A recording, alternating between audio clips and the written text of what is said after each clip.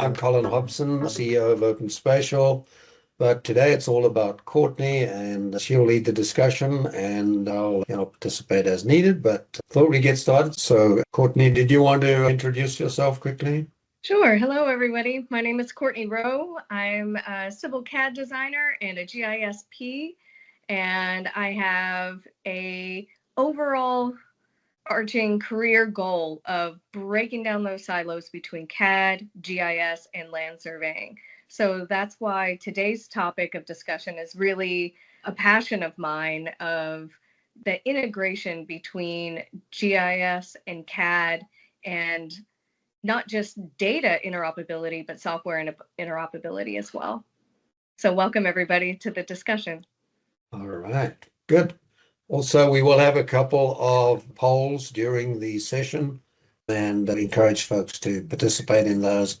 We'll provide those details as we get there. So then handing over to you, Courtney. Thank you.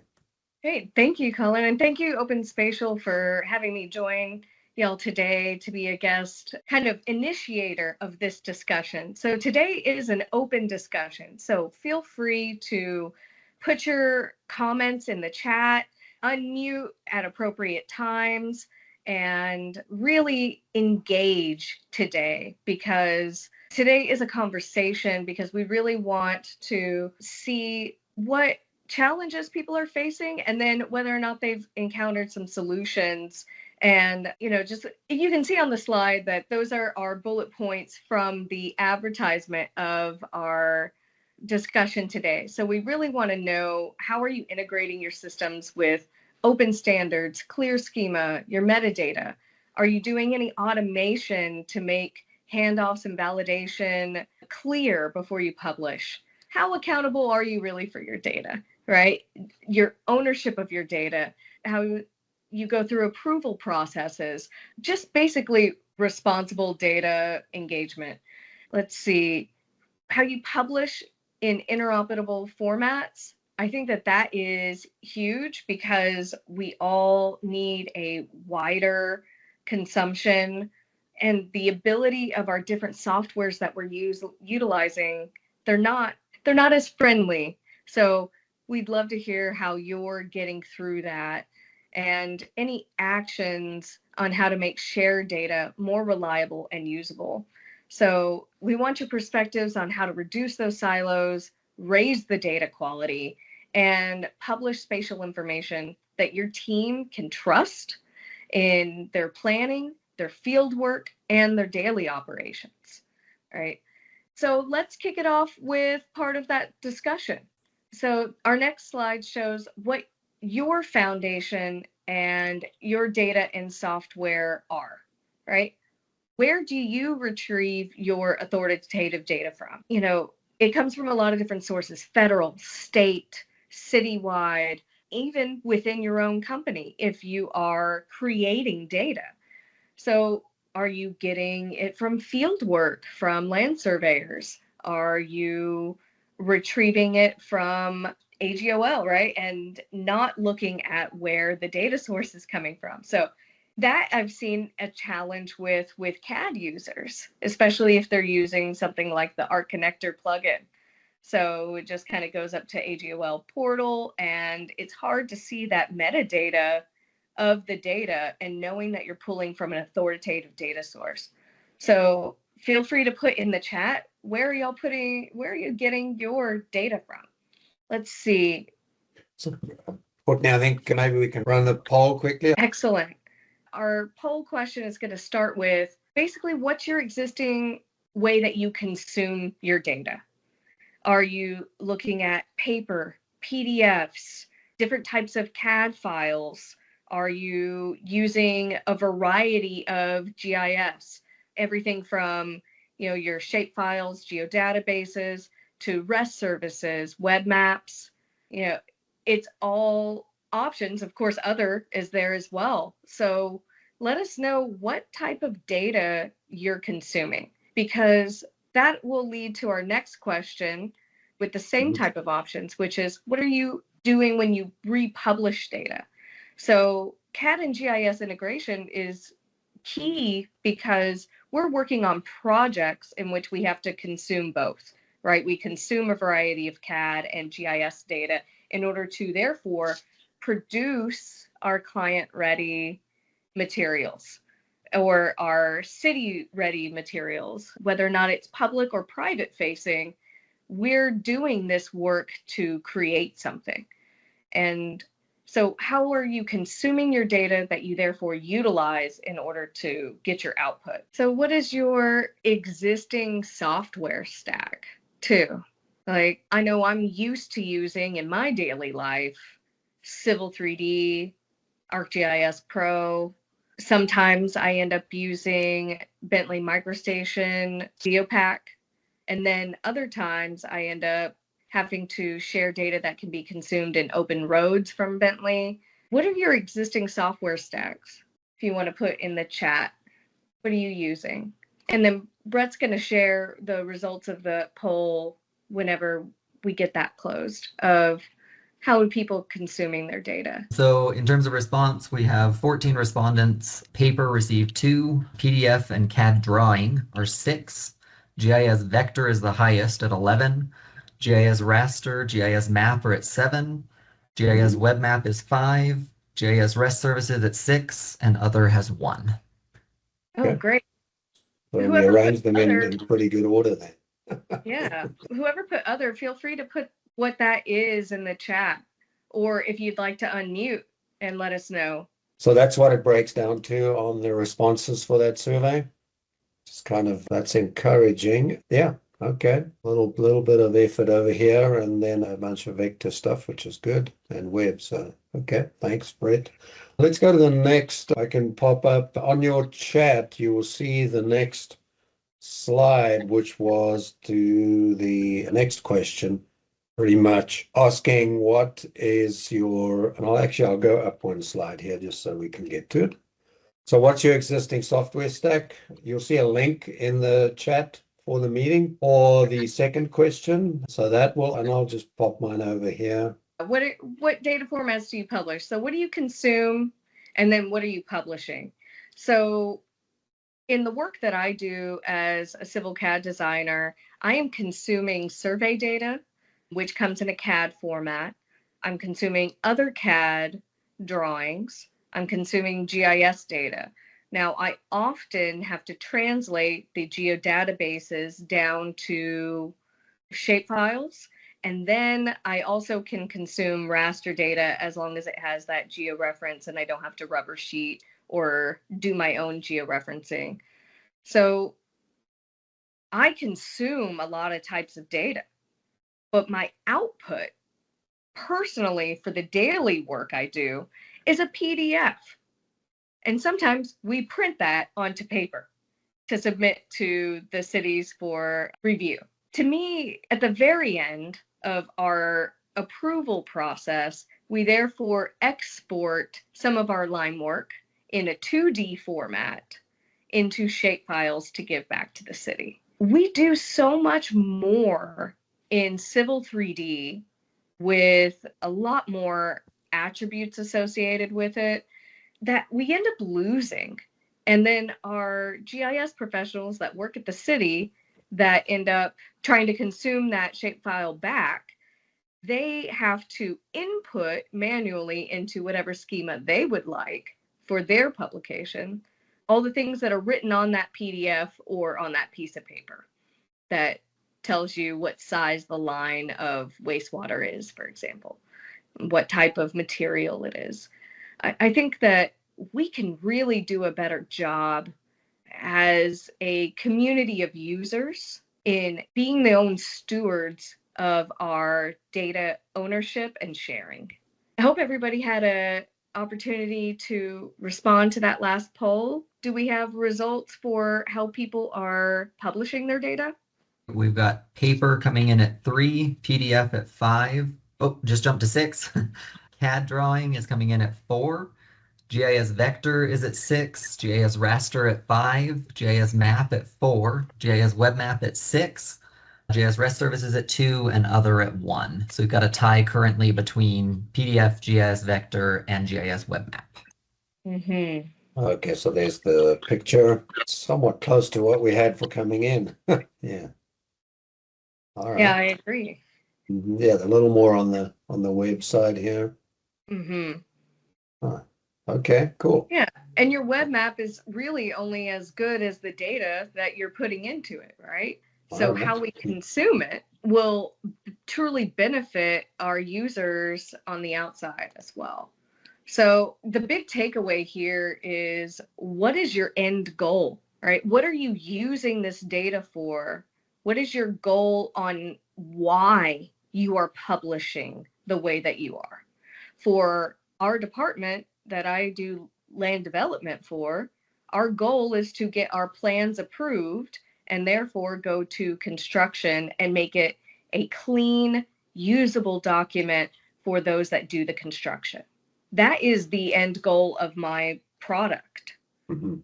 But I see a lot of value internally and externally back to the client of being able to have, for example, a web GIS deliverable where we could easily walk a site with our design and be able to know, hey, the contractor actually did put this, for example, water line in the correct place. So that kind of AR aspect of walking a site with a design. And that could even be incredibly beneficial because it's, let's say, already built. We want to update where it got built into an as-built situation.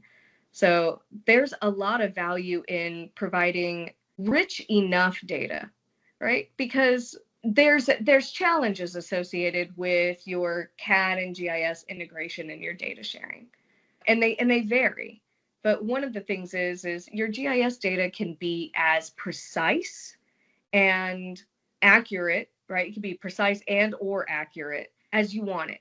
It can be survey grade data into a GIS program or output. However, do we really have the funding for that? Is it always necessary to have that level of detail? Not always, but we can. And so that is a huge aspect to when we consume and share data, right? How do we assimilate and prepare the data in more efficient ways to meet our needs, right? Into what platform are we using? What formats do we want to publish? And do we know what the user needs are past that initial goal, right? If our data is going to end up being, let's say, published publicly, can we anticipate what the users are going to need our data for, and therefore make our metadata and our actual schema better for them to consume and publish it in formats that are consumable amongst multiple platforms of software? So here's a couple of examples of software and tools that I've seen across the industry. Autodesk, Esri, and Bentley are heavy user products pretty much across the world. And they have some plugins or add-ons like Connector for ArcGIS, and in Esri, they now have GeoBIM and ArcGIS for AutoCAD. And those plugins have value, but I haven't seen them work incredibly well. As a user, I find a lot of challenges with those. I'm curious, has anybody had any experience using those connectors or plugins and feel like they've either ran into specific challenges or successes?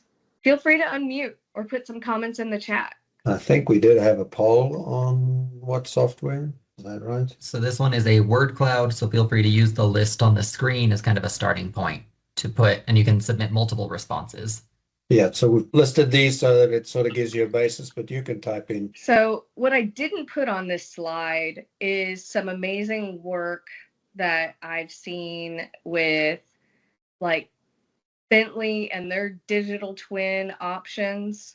And of course, we have Autodesk ACC, the collaborative cloud, where it's meant to be a space where these different softwares can integrate to provide our clients with a showcased final product and to make it easier between different types of departments, such as architecture and civil engineering to share designs with one another more easily and not have to, for example, upload files digitally or have them shared through email, for example. Nothing worse than having a shapefile sent with 7 different little pieces of file sent in an email, which I don't know if y'all have experienced that before. The other thing that I saw as I was doing some research for this was Autodesk has a neat other additional program called InfoWater Pro. And I saw that they're actually really focused on having GIS integrated into it for their base modeling. And they provide a variety of data exchange tools to address the challenges of combining different data formats. So they've got a GIS gateway tool, and then in Pro, what you would do is create what's called a GIS exchange cluster. And then once you create that cluster, which is probably your variety of, let's say, base data, then you can reuse that same GIS exchange cluster in the future. So it looks like QGIS, Civil 3D, FME, AutoCAD, Arc Pro, AutoMapper. Ooh, that one I haven't heard in a while. We've got Leaflet and Mapster. Ooh, Mapster. That one's fun.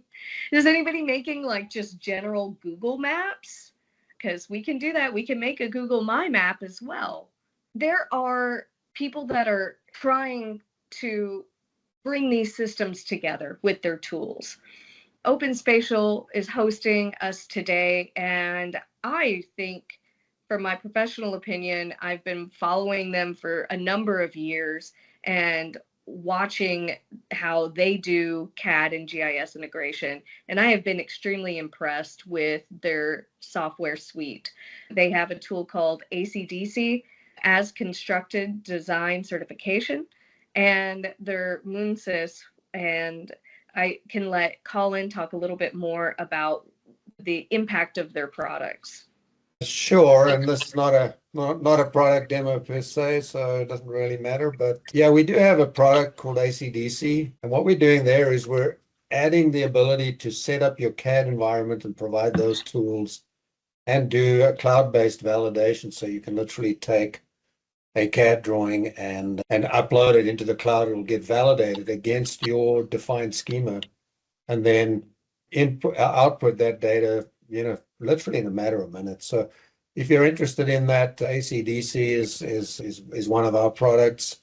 Asconstructed.com is the URL. We'll put it at the end of the presentation now, but I didn't want to get in the way of what Courtney was talking about. But yeah, so it's a product. We've actually been working on that for 12 years already, moved it into the States for the last 2-3 years now.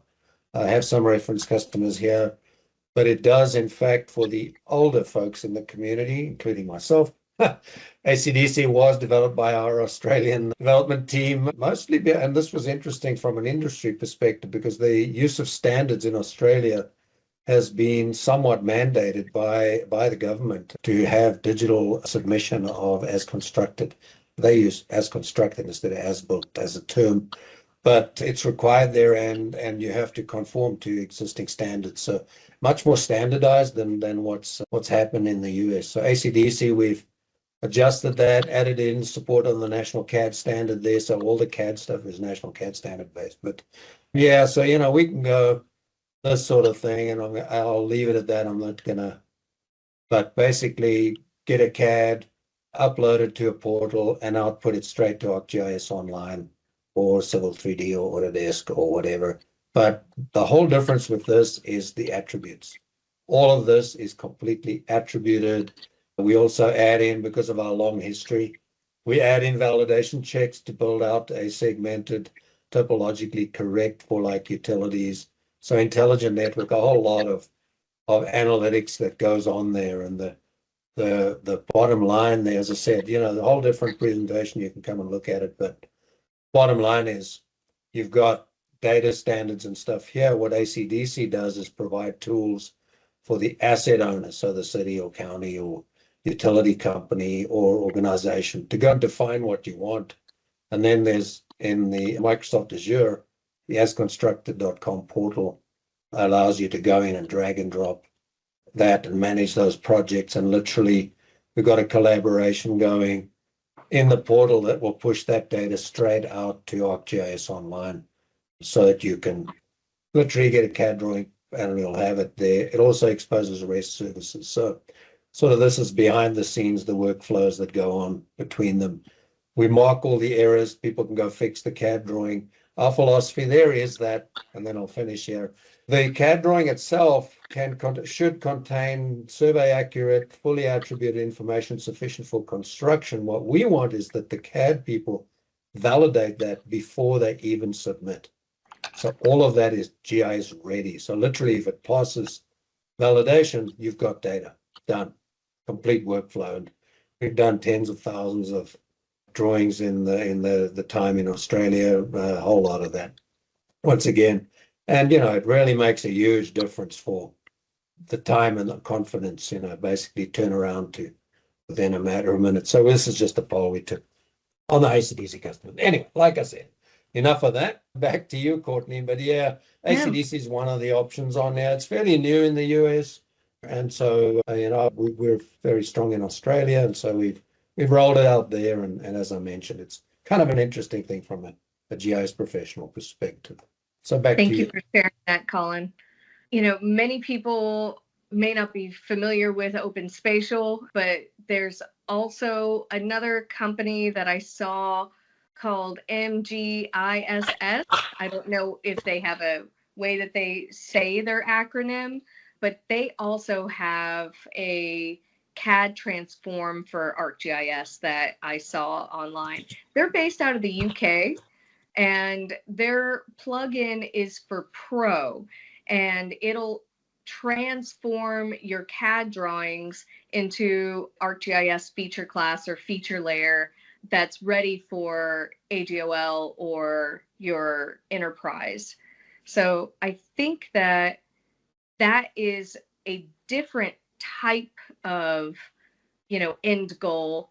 And, we can do things like that ourselves by writing extensive scripts. So if you are skilled in Python scripting, and if you are great with, for example, in ArcPro with Arcade, you can get your CAD drawing to GIS more automated. But not everybody has those skills or the time to, and the money really to invest into it. So products that are already on, available, and the support as well that you would get if you wanted to customize that, that can be really valuable. Safe Software is a great example, personally, to me, about that. The FME seems like it can be easy and challenging to use. So, challenging because there's a lot of depth. If you have more simple workflows, it seems like it's fairly straightforward from a novice user's point of view. I'd love to hear if anybody wanted to unmute and share their experiences with transforming data from CAD to GIS and vice versa using FME or any other softwares like AC/DC. Yeah, let's open it up to the floor there. I think we've got one hand raised. I'll actually stop sharing it just for a moment so that we can get on to just the meeting itself. Bill, would you like to unmute and speak? I do have a comment and a question, if you can hear me at this point. We hear you. All right, Courtney, thank you for the invitation. I've been looking forward to this. Even in my retired status, data interoperability was a major part of my career from day one. Many years ago, when I started, Colin, maybe even at the same time you did, I was into both GIS and CAD. I took some training under Civil 3D. Yep. I was very thankful for the opportunity to transfer from a regional water supplier where I produced CAD data into a municipality where I inherited and consumed CAD data. I found it very difficult to work with Esri software and with the CAD data, where the learning curve for both was straight up, and the mantra for both was use it or lose it. Now, Courtney, I'm interested in your personal experience now that you've become a GISP, so you're a GIS pro, but you're also a CAD professional. How do you work with the complexity of staying up to date with both softwares? And I suspect that there are other softwares that you have to be fairly accomplished with. How does one do that? Thank you so much, Phil, for joining us and for sharing. To answer your question, I have to use what I need to use at my company, meaning they have purchased a software stack and I only have access to those specific programs, even if I believe that there are additional tools on the market that can help. I can always share my perspectives on that. And I think that also creating your own workflows with, for example, scripting and automation, if allowed, and it can really help for your daily tasks. But how I stay up to date and in tune with this ever changing industry, if you're in it, you know what I'm saying. I listen. I've always got my eyes open and my ears to the ground, for example. I do a ton of listening in on webinars. I do some general research, just through Google, seeing what pops up. And I share my experiences through networking with colleagues. And I get to learn directly from their experiences, from not only discussions in person, but online. And really important, going to conferences and hearing about relevant project related issues through their presentations. We do not have to recreate the wheel, people. It's already been done. You do not have to suffer alone. Join the community that is incredibly collaborative and learn from other people's experiences, gain insight from their foundation, and build your own from there. Yeah, that's all your question is. It's very pertinent, and obviously I'm on the vendor side, so we're developing software, and that's even probably worse because you're keeping track of the industry stuff, product stuff, functionalities, and capabilities. So yeah, it's a challenge, and I think it's getting worse. But anyway, it's a very good question. Thank you both. Probably like you, I actually still do some project work just so that I can keep my hand in and actually know what, just for me, they try and keep me away from it, but I still try and do projects as well. But anyways, yeah. Any other questions? We've got two more slides to go, three slides to go, actually. Any other questions from anybody? So I just wanted to say that in these softwares and tools, right, scripting through Python, Autodesk Dynamo, right, Esri Model Builder, AI programs, right? I think that we have a lot of tools we can leverage if we're allowed to. Let's quickly blow through this next slide because I just felt like it wasn't okay to not include a general workflow slide because we are discussing workflows. So feel free to put in the chat or end up unmuting after I blow through this one about what your types of workflows are. Typically, we want to consume our data. We want to validate our data. We want to make sure that it's ready to transform before we do that transformation process. There are very complex geometries and annotations in both either CAD or GIS. And when translating those, we want to make sure that we capture the proper attributes and the functionality of the line work. For example, whether or not it's 2D, 3D, it needs to be directional for linear referencing, etc.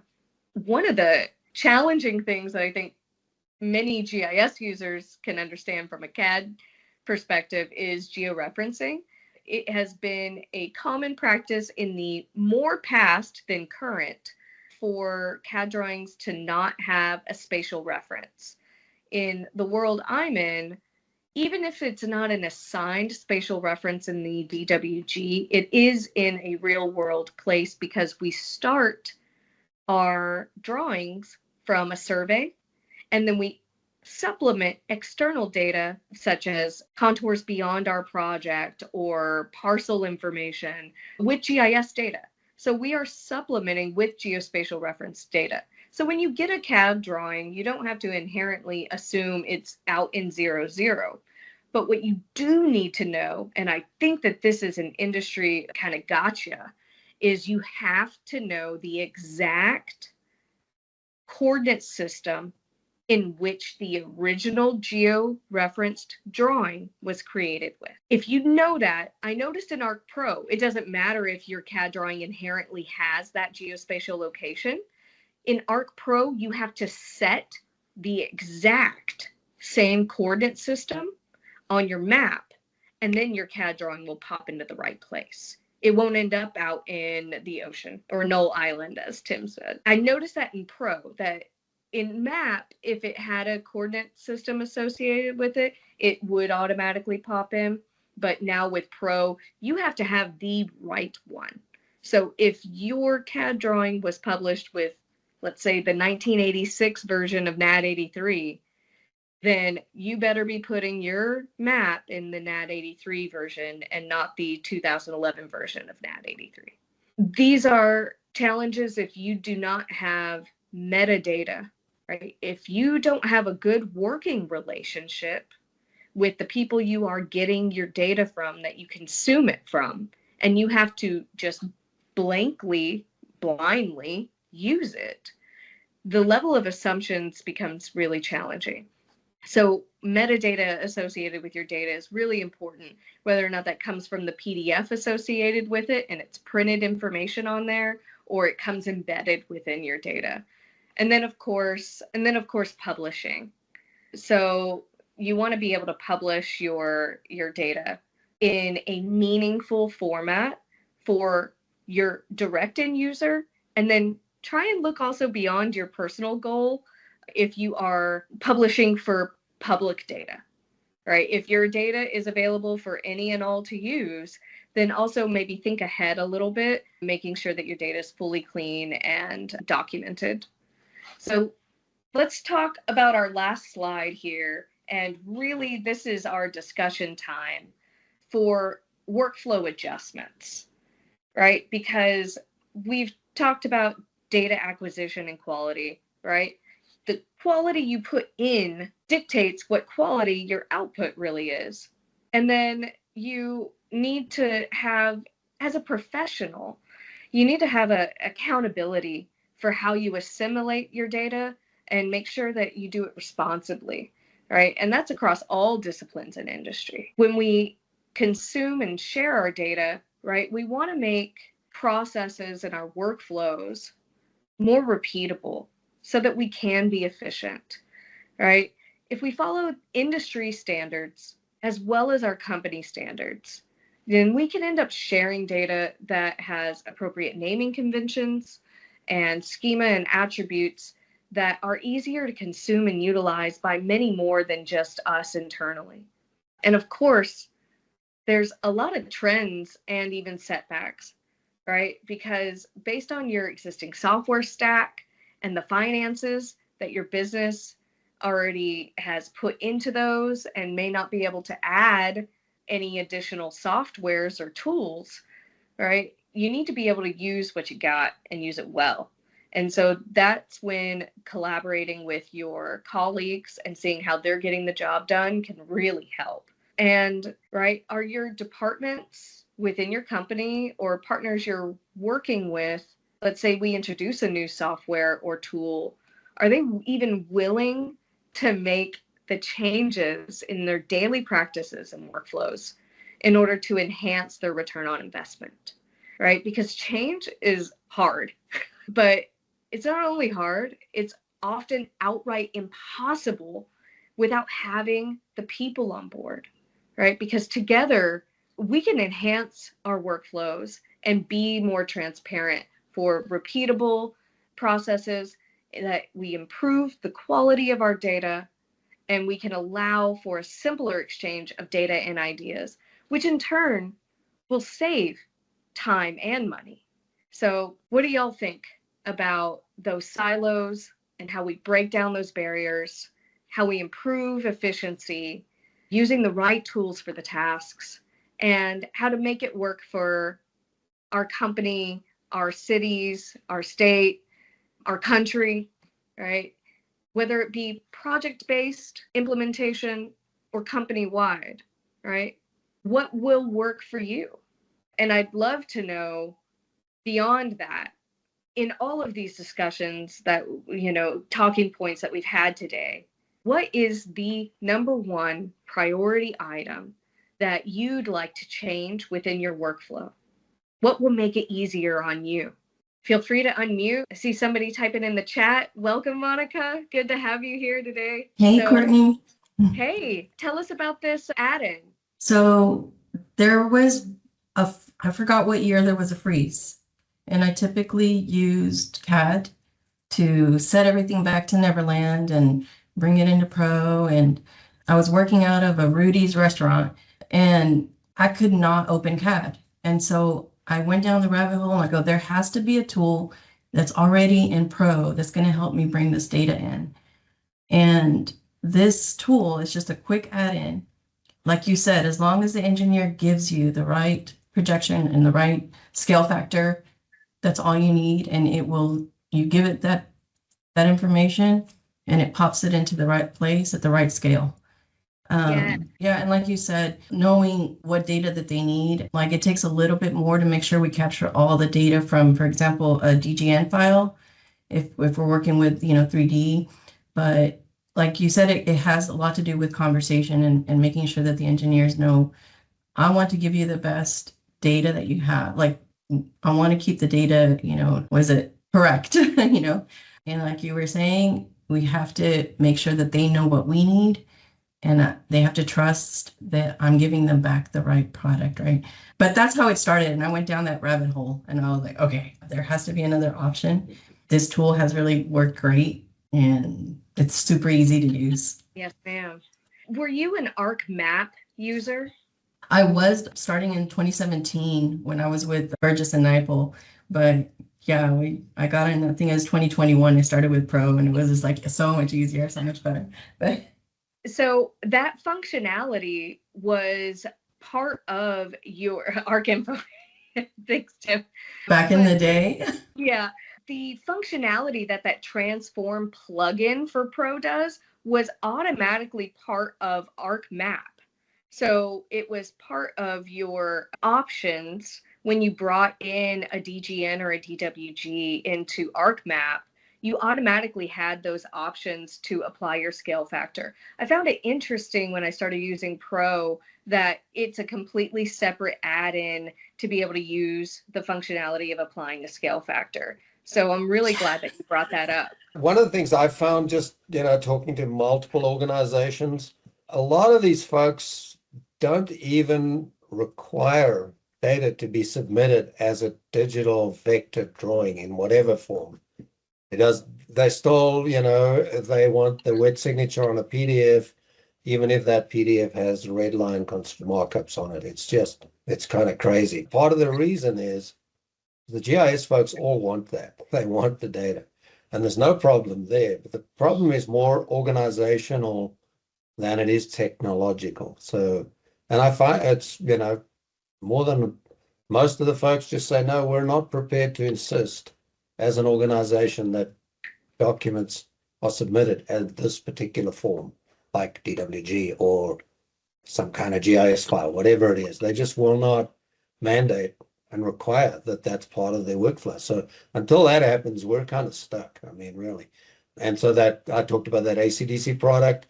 The product can do all of that stuff. It's not a problem. You can get the data. You can do it in minutes. But if the organization says, hey, we're just not going to insist on getting a DWG drawing, you've got nowhere to go. and that's where it is. Yeah. That tool we are talking about, which is the second problem I find, is that there are a lot of great tools, pretty easy to load a CAD drawing and get it in a number of different ways. My question is, what about all the attributes? Because I often say, you're getting dots and lines, and that's useful. But really, the bigger problem is all of the attributes that go with. Do they match what you want? How do you even know they're there? Those are sort of the bigger questions. Anyway, I'll be quiet on that. But yeah, No, it's Tim, huge. did you want to add something there? Just Go ahead, Tim. having that CAD background or basically working with them is, I think it's the only thing that helps to know that I'm not missing anything. Yeah. Oh yeah, seeing it is really useful. We kind of went way further. I want everything attributed, validated, so that you can't give me this kind of point feature when there's a rule that says it has to be connected to this kind of line. We want to check that before they even submit the drawing. So that's where we go, because that's the being able to, and also checking that they filled in everything and that it matches all your domain values. Like, how do you even know when you get a CAD drawing? It's going to be after the project is closed by the time you figure out, oh, they didn't give us depth on these things, or they didn't give us, or they didn't, there's a bunch of isolated point features that are supposed to be part of some kind of network. Now what? Now, what do? You got to go back and survey it, or go and ask them, or look at the PDF. I don't know. It's interesting. Tim, would you like to share? Yeah, I just wanted to. So you had asked the question, Courtney, like what makes life easier on you? And it's to what Colin was saying just a moment ago. Like so many agencies do not insist that the data needs to be digital. That is something we should absolutely do if we have the capability of doing it, because it is going to make life a whole lot easier. It's going to save all kinds of time. And Courtney, you also mentioned like don't reinvent the wheel. A policy exists out there, right? I mean, and for me, I work in a local government. It's kind of easy to get a court order, or an ordinance if you're a city, and then that's the rule, right? Then you have to follow those types of things. And for those agencies or companies or consultants that can't meet those requirements, then we just need to find another group, or they need to bone up and give us the data we want. So that really wasn't the reason I raised my hand, but I just thought I'd address both of what you talked about. The other is just in general on the silo question is it's really incumbent on us, this community, these us as scientists or technologists, is that we need to speak their language, they being the stakeholder, the customer. They don't know our jargon, they don't know what we want or need, so we shouldn't insist that they translate to us. We need to kind of lean to what they want.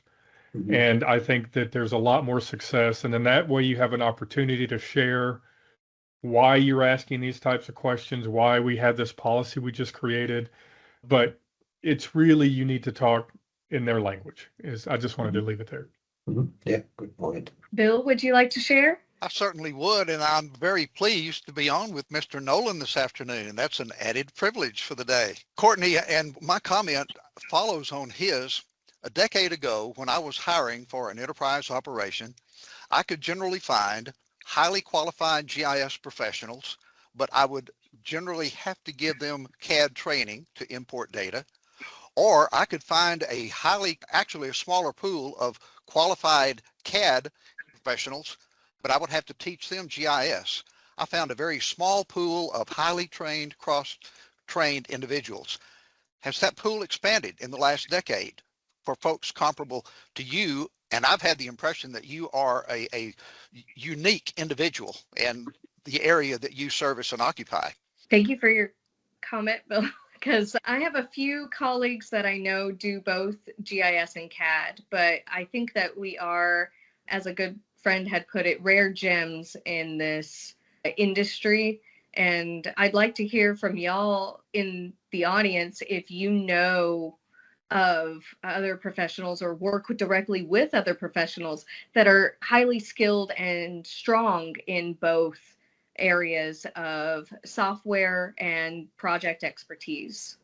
Is it Kieran? Is that right? Yeah, it's Kieran. I'm in San Diego. I'm a water resources engineer, so mostly deal with water resources projects that have H&H, and then most of the projects have infrastructure projects. We're either updating highways and freeways, or we are doing some kind of a commercial land development or infrastructure project, even dams and detention basin kind of thing. So my job is to basically kind of do a preliminary, data assessment and collect all the existing layers from different jurisdictions, either EPA, FEMA, Caltrans, or, the Regional Water Quality Board and everything.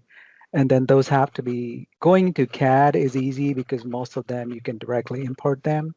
Sometimes when we are sharing data, I think that's when we try to convert them. And most of the times it depends on who the receiver is, right? So most of the times for internal communication, most of the time we just convert it into KMZs. And then most of the times they are kind of like a KMZ that, everybody can share in Google Earth. And then for exhibits is when, we convert them into mostly shape files and sometimes, geodatabases. I think those are the most converted. And I'm the one who always, things that I'm dealing with as missing projections, missing, the coordinate system, or sometimes, those are really common. And a lot of times the metadata is missing. That's another huge problem because a lot of people don't even know what metadata is. And then the other thing that I think it's a positive and it's a negative too, like with, nowadays there's this dragging and dropping thing that's happening with ArcGIS Pro. And a lot of times people are doing that. And sometimes, things don't, I think the conversions are not happening exactly when you use a toolbox to convert it rather than just dragging and dropping it into the, a map. So it kind of processes it differently. So I think sometimes, the layers they don't come in right. And that's when I have to go in. And then I also do a lot of training to the junior staff and trying to, somebody shows them a simpler way of just dragging and dropping it rather than going through a 5-step process, so that's easy for them. But there are both pros and cons of that. And then, but that's kind of like what I do on a day-to-day basis. Karen, you brought up an excellent point because, for example, in Autodesk Civil 3D, there's a way to, say, create surface from GIS data. Well, it does not matter if you're using US survey feet in your coordinate system for your project and your data. The tool on the back end in software development has been written in international feet.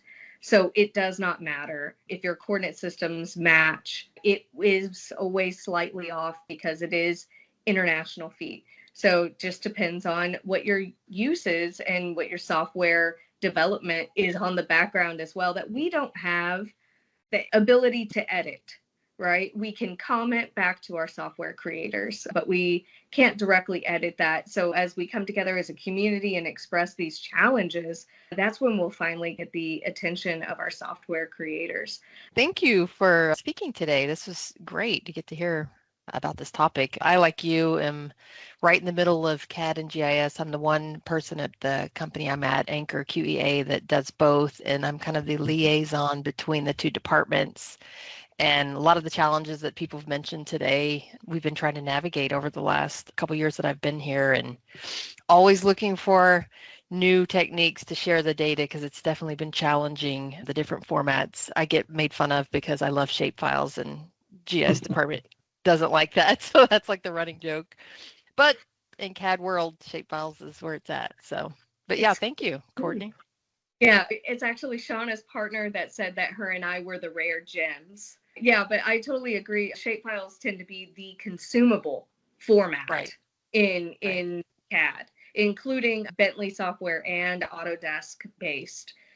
I have seen time and time again challenges with trying to extract geodatabase information and then apply it properly to whatever scale factor or whatnot you have in your drawing. I've just ran into so many roadblocks that I just walk myself backwards, use the shapefile, whether or not I have to export it myself, and become more efficient by walking backwards. I would love for us to walk forward as an industry and together by doing more collaborative work and really, keeping that communication open. Bill? I appreciate the comments, and with the fact that I have at least 3 GISPs on the call with Courtney, Colin, and Shauna, I've got a question for you. I still interact with a number of presentations where students are present, and try to give them career advice on what to study, work for. I generally concentrated on GIS, working with programming, databases, enterprise. Would it be worth their time for them to get some training in CAD with this rarefied atmosphere and the cross training? I'd love to know what you three think, and it will impact what I tell them in the future when we get together. Thank you. I'll quickly share my opinion. I think that at the minimum, you need to have knowledge exposure, meaning watch some webinars, watch YouTube videos, have a good familiarity of what the program does and how to consume that data. You don't have to be an expert in the software, but having a good idea of having your finger on the pulse of what the industry is doing, I think will help you the most. Please feel free to share, Shauna and anyone else. Oh yeah, I completely agree with that. I do think it gives you the edge. I know where I'm at, the fact that I'm able to kind of flip-flop between the two software programs and understand how the data can be used most effectively in each program. There's certain things I default to CAD on. There's certain things I'm going a GIS route. So it just gives me more efficiency being able to know both. So like Courtney said, even if you just had a basic knowledge of kind of how the program works and how the data imports and exports, I think that would be a huge advantage in the industry to be able to cross both of those platforms for sure. Yeah, I think Bill, your point is a good one. And I find that a lot, particularly in the stuff that we do. I spend a fair amount of time actually just explaining, listen, here's how your data is structured in CAD, and GIS structures are different. In fact, one of the questions we always ask is, do you have a data standard? And if you're asking the CAD people, they'll tell you, yeah, we have a CAD standard. And I'll go, okay, well, that's a start. What about all the attributes? What about your feature definitions? And just dealing with all of that. And so bringing those together is a challenge. And by the way, if you want to, a little handoff there, I'd be more than happy to chat and spend 15 minutes or half an hour and just kind of go over the CAD GIS challenges that we face. I've been doing that forever. I was at Autodesk for 10 years as well. And so, a lot of that's exactly what we do. So, Bill, if you want to do, you can always, ping some stuff my way or look at the webinars we do, because every single one of those is dealing with CAD to GIS challenges. And, I always try and talk to whatever the people's interests are, so that if we need to spend more time on how does CAD structure it compared to GIS, I'd be more than happy to do that. I could probably do it in my sleep these days. So there we go. So let's do our closing statement. I wanted to say thank you again to Open Spatial for having me initiate this discussion with everybody. There's my LinkedIn QR code. If you haven't already connected with me, please do. Colin? Yeah, also you'll find me on LinkedIn. If you want to look at that product stuff, of course, that's what I do. So you can take a look at that as well. But I, having been in the GIS industry, 30 years or so, there you go, Bill. About the same. In fact, Bill, you and I have met a number of times, so it's good to see you still keeping your hand in. But anyways, just reach out. There's so much work and so much to be done that, it's really more about, what are the tasks, what are the challenges. So thanks everyone for your time. Yes, and definitely check out the Open Spatial events page for blogs, webinars, additional information. They have some great papers that they have up there. It's really pertinent in what we do in our industries to stay connected and up to date as much as possible. We may not be using the products on a regular basis, but having some knowledge and a little bit of insight can really give us that leg up when it's time to use them or time to discuss it when we have to really face those challenges head on. I saw maybe somebody was typing something into the chat. If so, feel free to finish your typing or mute if you'd like. I think we're coming towards the end of our conversation today. I want to, again, thank everybody for staying on a little bit more so that we could continue this valuable discussion. I think that it really warrants a collaborative environment in order to impact the industry positively so that we can enact the change that will make our daily lives of data usage and software interoperability for the better. So thank you again, everybody, for coming today and taking part in today's discussion. Yep. Thank you, everybody, and appreciate your time.